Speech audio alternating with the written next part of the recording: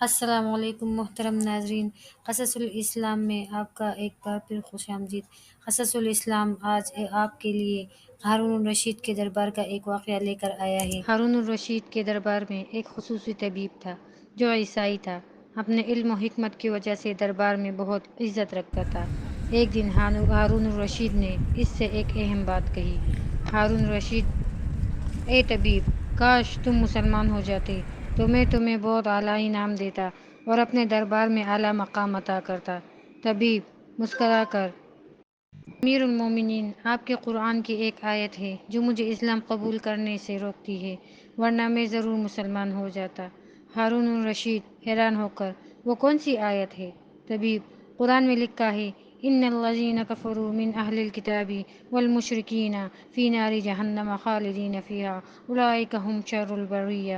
اس کا مطلب ہے کہ اہل کتاب اور مشرکین جو کفر پر مر جائیں وہ ہمیشہ جہنم میں رہیں گے۔ میں اہل کتاب ہوں اور اس آیت کے مطابق میری نجات کی کوئی ضمانت نہیں۔ ہارون الرشید غور سے طبیب کی بات سنتے ہیں اور پھر حکمت سے جواب دیتے ہیں: اے طبیب، تم نے قرآن کی آیت کو درست سمجھا لیکن اس کا مفہوم مکمل طور پر نہیں لیا۔ قرآن اہل کتاب کے بارے میں کہتا ہے کہ جو لوگ حق کو جان کر بھی انکار کریں اور کفر پر مر جائیں وہ جہنم میں جائیں گے، لیکن جو ایمان لے آئے اس کے پچھلے تمام گناہ معاف کر دیے جائیں گے اور وہ جنت کے مستحق بن جاتے ہیں۔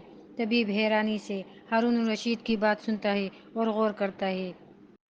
آپ کی بات میں وزن ہے، میں قرآن کی مزید تحقیق کروں گا اور اگر مجھے اس میں حق نظر آیا تو میں اسلام قبول کر لوں گا۔ ہارون الرشید مسکرا کر طبیب کو رخصت کرتے ہیں۔ یہی میرا مقصد ہے کہ تم حق کو سمجھو اور اپنی مرضی سے فیصلہ کرو، اللہ تمہیں ہدایت دے۔ یہ واقعہ ہمیں یہ سکھاتا ہے کہ اسلام میں دعوت دینے کا طریقہ نرمی، حکمت اور محبت پر مبنی ہونا چاہیے تاکہ وہ لوگ خود سچائی کو پہچان سکیں اور دل کی گہرائیوں سے اسلام قبول کریں۔ مزید اسلامی واقعات اور سبق آموز کہانیاں سننے کے لیے ہمارے چینل قصص الاسلام کو سبسکرائب کریں اور ویڈیو کو زیادہ سے زیادہ شیئر کریں تاکہ ہم اللہ تعالیٰ اور دین کی دعوت کو پھیلانے میں کامیاب ہو سکیں۔ جزاک اللہ خیر۔